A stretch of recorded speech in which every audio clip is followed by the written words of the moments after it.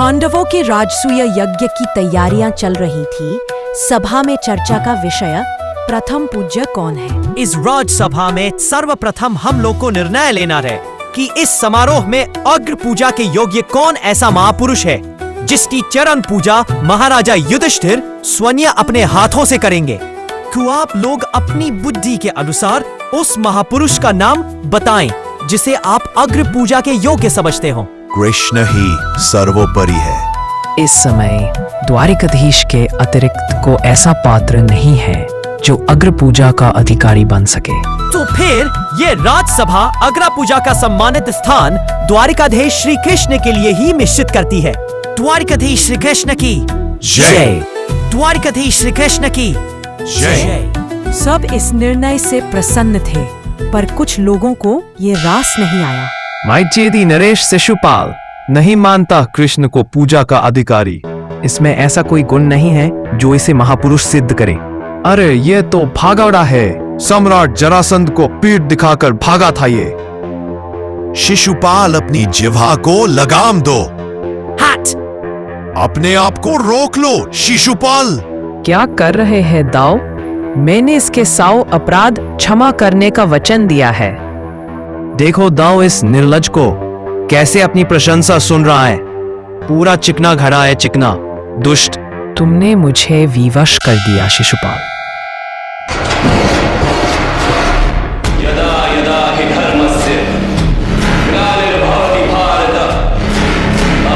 और इस तरह श्री कृष्ण शिशुपाल का वध कर देते हैं। क्रोधाग्नि में जलते शिशुपाल को समाप्त करने के बाद जब चक्र वापस कृष्ण के पास लौटा तो उनकी उंगली में एक गहरा घाव हो गया और उसमें से खून बहने लगा।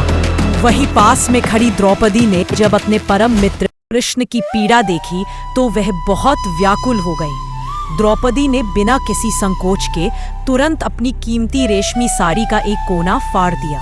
उन्होंने उस कपड़े के टुकड़े को कृष्ण की घायल उंगली पर लपेट दिया ताकि खून का बहना रुक जाए। उनके इस भाव से भगवान कृष्ण अत्यंत प्रसन्न हुए। उन्होंने द्रौपदी के इस त्याग और प्रेम को स्वीकार करते हुए उसे अपनी बहन माना और वचन दिया कि वह हर संकट में उसकी रक्षा करेंगे। कृष्ण के लिए यह केवल एक धागा नहीं था बल्कि एक पवित्र बंधन था। यह वचन आगे चलकर तब पूरा हुआ जब पांडव जुए में अपना सब कुछ हार गए। सब कुछ तो हार गए हो युधिष्ठिर, अब क्या लगाओगे दांव पर? दुर्योधन हंसते हुए। अभी तो बहुत कुछ बाकी है। बोलिए, लगाते हैं द्रौपदी को दांव पर, भ्राता। हाँ, मैं लगाता हूँ। लो ये आ गए नाव। आप तो द्रौपदी को भी हार गए। दुशासन जाओ और नई दासी को सभा में लेकर आओ। ना आए तो घसीट कर लाना। कौरवों ने भरी सभा में द्रौपदी का चीर हरण करने का प्रयास किया। दुशासन ने द्रौपदी के वस्त्र उतारने शुरू कर दिए। उस असहाय स्थिति में जब सभी महारथी और रिश्तेदार मौन रहे, द्रौपदी ने अपने आप को अपमान से बचाने के लिए अपने भाई कृष्ण को पुकारा। जैसे ही द्रौपदी ने कृष्ण का नाम लिया, अपने वचन को याद करते हुए कृष्ण ने अपनी अलौकिक शक्ति से द्रौपदी की साड़ी को अनंत बना दिया। दुशासन साड़ी खींचता गया पर वह कभी खत्म नहीं हुई। अंततः वह थक कर गिर पड़ा और द्रौपदी का सम्मान बच गया। इस प्रकार कृष्ण ने अपने उस वचन को पूरा किया जो उन्होंने द्रौपदी द्वारा बांधी गई राखी के बदले दिया।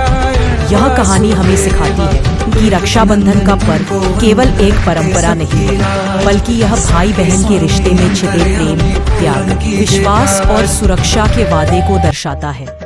यह कथा आज भी हमें यह याद दिलाती है कि एक भाई का कर्तव्य है कि वह अपनी बहन की रक्षा करे और एक बहन का कर्तव्य है कि वह अपने भाई के प्रति प्रेम और सम्मान का भाव रखे। Like, comment and subscribe.